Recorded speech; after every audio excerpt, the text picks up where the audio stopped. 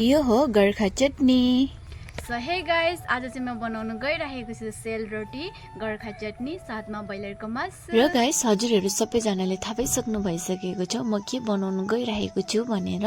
र पिठो घल्नु चाहिँ हमेसा मलाई बाबाले नै हेल्प गर्नुहुन्छ, किनभने मलाई खासै आउँदैन नि त, त्यही भएर सिक्दैछु। परबी अलिअलि लाहे लाहे सिकिहाल्छु। र पिठो, आटा, सुजी, चिनीहरू सबै एड गरेर मजाले मिक्स गर्नुभयो। त्यसपछि एड गर्नुभयो गुड पानी र त्यसपछि मजाले मुस्नुभयो। र बाबाले चाहिँ सोडा एड गर्नु बिर्सिराख्नु भएको थियो नि त, फेरि सोडा पनि एड गर्नुभयो र मजाले मिक्स गर्नुभयो।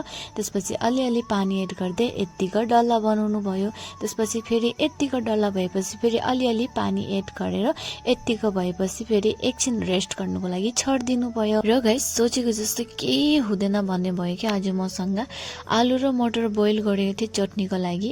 गरल गरल राखेर बनाउँछु भनेको थिएँ, धेरै पाकेर प्यातक्कै भएछ।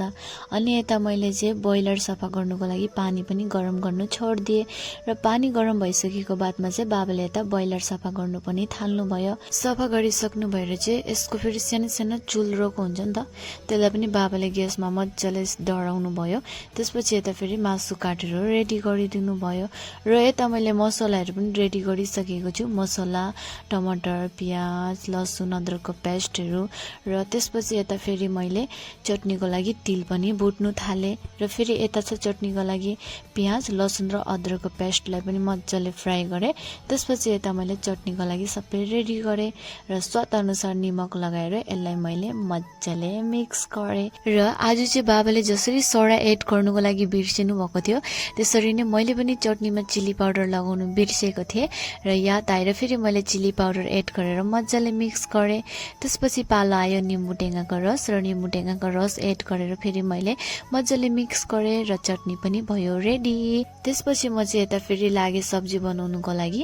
मसला मजाले पाकेपछि एड गरिदिएँ टमाटर, र टमाटर पनि मजाले पाकेपछि एड गरिदिएँ मासु, र मासु पाकेपछि फेरि एड गरिदिएँ मैले चिकन मसला, र चिकन मसला लगाएर मजाले चलाएँ र सब्जी पनि भयो रेडी। यता फेरि बाबाले चाहिँ बकेट मजाले धुलाएर कलकपत्ताहरू पनि मजाले धुलाएर रेडी गरिदिनु भयो रोटी राख्नुको लागि। त्यसपछि म पनि लागेँ रोटी पोल्नुको लागि। हेर्नुहोस् न, रोटी लगाउने बित्तिकै कति मजाले फुलिँदै थियो क्या। रोटी पोल्दाखेरि चाहिँ यसरी फुलिदियो भने एकदमै राम्रो लाग्छ है रोटी पोल्नुको लागि पनि, र खानुमा पनि एकदमै मिठो मिठो मिठो भएको थियो। र यता म र भाइ चाहिँ फेरि सबै टप्ला टप्ला बनाएर हामीहरू चाहिँ पुऱ्याउनु लागेको साथीको घर, दादा भाउजू घरतिर, र हामीहरू चाहिँ लाग्यौँ। Thank you so much for watching. Bye by.